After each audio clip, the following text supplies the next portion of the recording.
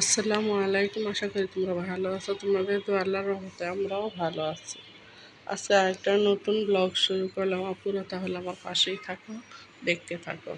আমি আজকে দেখো এই যে রান্নার জন্য কী কী নিয়েছি। ঢেঁড়স ভাজি করব, আর ধুন্দুল আলু কারকল দিয়ে তেলাপিয়া মাছ দিয়ে রান্না করব, আর ডিম দিয়ে আলু দিয়ে রান্না করব।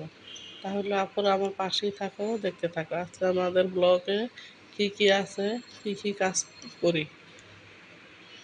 এই যে দেখো, প্রথমে ঢেঁড়সগুলো ভালো করে ধুয়ে নিছি। আর এই যে মাছগুলো মনে করো ভেজে নেওয়া হইতেছে। ভেজে আরেক পাশে মনে করে যে ঢেঁড়স ভাজিটা বসায় দিলাম। ওই যে আপা এই যে ধুন্দুল আলু কারকলগুলো কেটে দিতেছে। ধুন্দুলের তরকারি আপুর আমার একটা পছন্দের তরকারি। এই যে এক পাশে ভাত, আরেক পাশে তরকারিটা বসায় দিছে।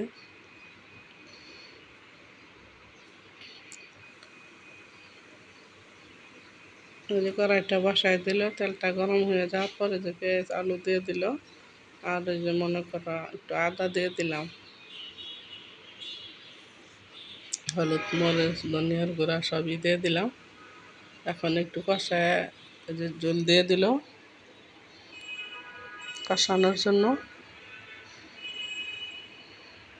এই যে দেখো আমার সবজিগুলো দিয়ে দিলাম, কারকল ধুন্দুল আলু এগুলা দিয়ে তেলাপিয়া বড় বড় তেলাপিয়া আনছে তোমাদের ভাইয়া, ওই মাছ দিয়ে রান্না করব। এই যে দেখো মাছগুলো সুন্দর করে ভেজে নিছি।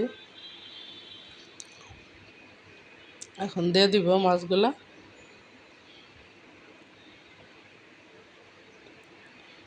তরকারিটা হয়ে গেছে, হয়ে যাওয়ার পরে তারপর ডিমের তরকারিটা রান্না করব। তাহলে আপুরা আমার পাশেই থাকো, দেখতে থাকো। আর আমার ব্লগটা যদি আজকে ভালো লাগে আপুরা একটা লাইক শেয়ার কমেন্টস করবা, একটা লাইক করবা, একটা শেয়ার করবা। তোমার ধুন্দুলের তরকারি কার কার পছন্দ কমেন্টসে বলবা।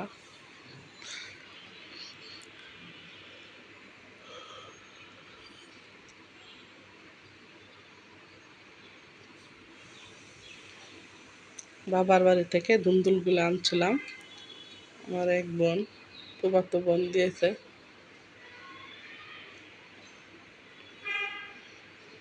এই যে ধুন্দুলের তরকারিটা হয়ে গেছে, এখন এই যে ডিমের তরকারিটা বসায় দিব আপুরা। আমাদের রান্নাটা করতেছে আমার ছেলের বউ। এই যে দেখো ডিমগুলা ভেজে নিল, তারপরে আলুগুলা ভেজে এই তেলের মধ্যে আলুগুলা ভাজবো। এখন ভাজা তারপরে যা যা দেওয়ার সব একসাথে দিয়ে দিব।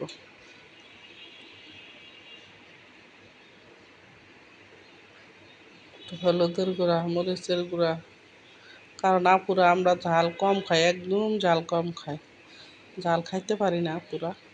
এই জন্য অল্প অল্প খালি দিয়া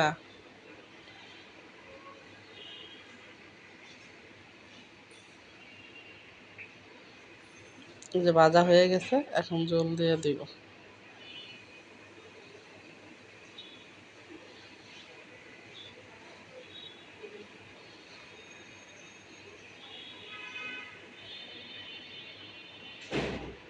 কারণ একটু জল না দিলে আলু তারপর একটু শুকায় যায়, একটু জলে টান দেয়, তার জন্য একটু জল দিলাম।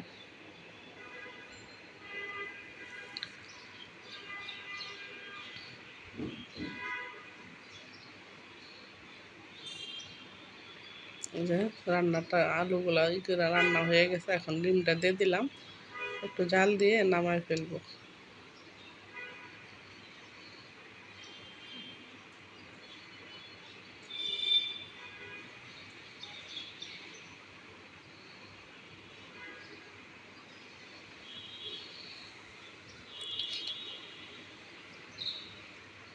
আমার রান্নাটা পুরো কেমন হয়েছে বলবা, তোমরা তো আর খেতে পারবে না। এই যে দেখো আমাদের রান্নার মেনুতে কালকের মুরগির মাংস, তারপর ঢেঁড়স ভাজি, ডিমের তরকারি, আলু পটল দিয়ে দিয়ে রান্না করছি, এগুলাই আর কি আপুরা।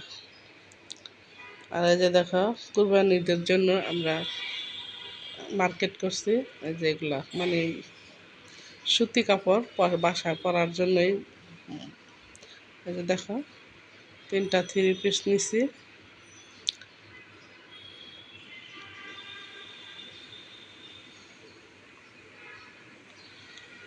আর কাপড়গুলো কেমন হয়েছে তোমরা বলবা। আর এই যে তোমাদের ভাই বিকালে নাস্তার জন্য এগুলো আনছে। আজকের মতো